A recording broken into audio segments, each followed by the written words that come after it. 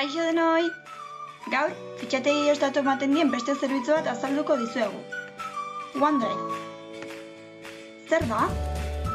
Duela urte batzuk arte Skype deiturikoa, biltegiratze online eskaintzen duen Microsofteko hodeia da. Interneteko konexioarekin, dokumentu edo artxiboak zerbitzari batean gorde eta webaren bitartez haietara iritsi ahal izatea posible egiten duen zerbitzua da. Windows 8ak duen ezaugarri nagusietako bat, bere sistema OneDrive zerbitzua jada bere horretan txertatua dagoela da.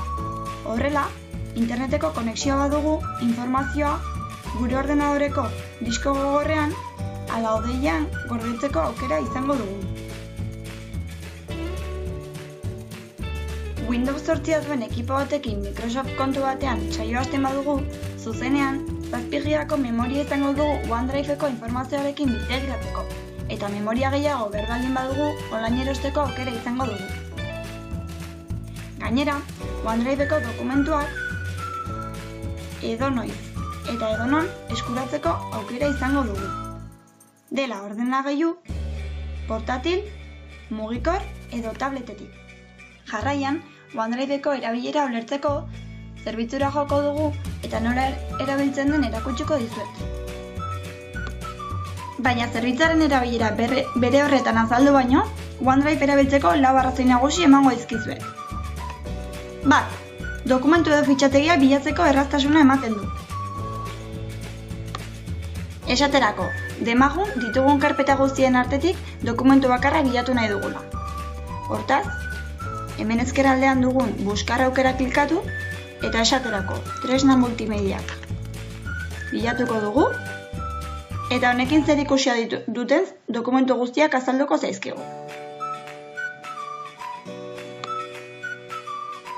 2. Dokumentuak zerbitzura igotzeko modu erraza eta azkarra.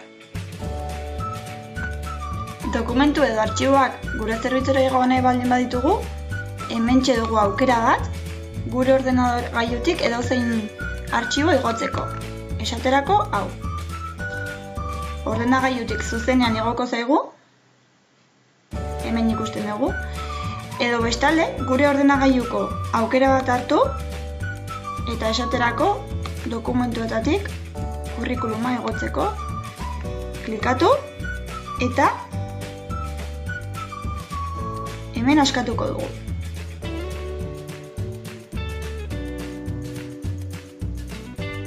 Eta ikusten dugu hemen azaltzen zaigula. 3. Beste erabiltzaileekin dokumentuak partekatzeko aukera ematen du. Esaterako demagun, aurrez igoteko dokumentu hau beste pertsona batekin partekatu nahi dugula. Selekzionar aukera klikatuz gero, dokumentu aukeratu eta konpartir aukera hartuko dugu. Hemen invitar a personas aukera klikatu eta beste pertsona horren korreoa jartzea besterik ez dugu. Demagunik liderekin partekatu nahi dudala. Lidek ere konpartitzeko, editatzeko aukera ere izango du, hortaz, permitir edizion eman, eta zuen pantailen eskubialdean beraldean azaltzen zaizuen tika aukeratu eta partekatzea besterik ez duzue. Eta azkenik, 4. Aplikazioak gailu anitzetan erabiltzeko aukera dugu.